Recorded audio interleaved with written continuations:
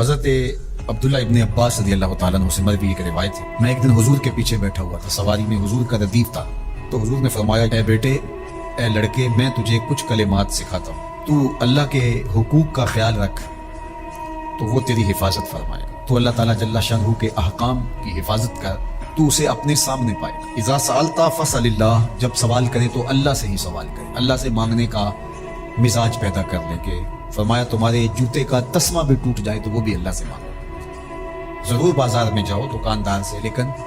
حقیقی طلب اللہ سے ہونی چاہیے، بات بات پہ اللہ سے سوال کرو، بڑی سے بڑی چیز بھی اس سے مانگو، چھوٹی سے چھوٹی چیز بھی اسی سے طلب کرو۔ ہماری ساری ضرورتوں کا کفیل ہمارا رب، ہمارا مالک ہے۔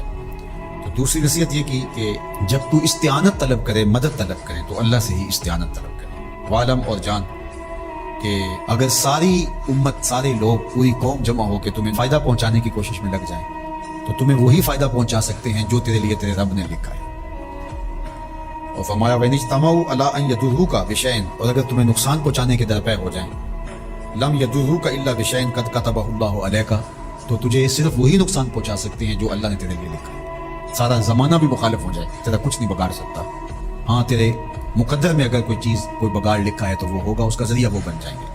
تو اس لیے پھر اسی سے مانگو، اسی سے طلب کرو۔ رفعت الاقلام وجفت الصحف، جو لکھنا تھا اللہ نے لکھ دیا، لکھنے کے بعد قلم اٹھا لیا گیا اور جن صحیفوں پہ لکھا تھا وہ خشک ہو گئے، اب کتابیں بند ہیں، تو اس لیے اس نے تیرے لیے جو لکھا ہے وہ ہو کے رہے گا، تو خام خواہ لوگوں سے ڈرنے کی ضرورت نہیں ہے، اور تیرا فائدہ، تیرا نقصان اسی کے دستے قدرت میں ہے، تو اسی سے طلب کر، اسی سے مانگ۔ اور فرمایا تو اللہ تعالیٰ جل شانہ کو رخاء میں، خوشحالی میں یاد کر، یعرفک فی الشدہ،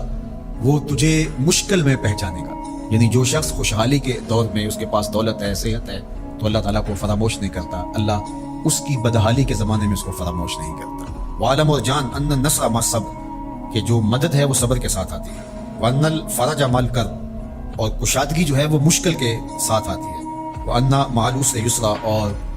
سہولت جو ہے وہ مشقت برداشت کرنے کے بعد آتی ہے، تنگی کے بعد فراخی آتی ہے، پہلو مشکل پھر تمنا، پہلو کنڈا پھر پھول، شاید مگروں پہلو مکھیاں ڈس دیاں ڈنگ والیاں،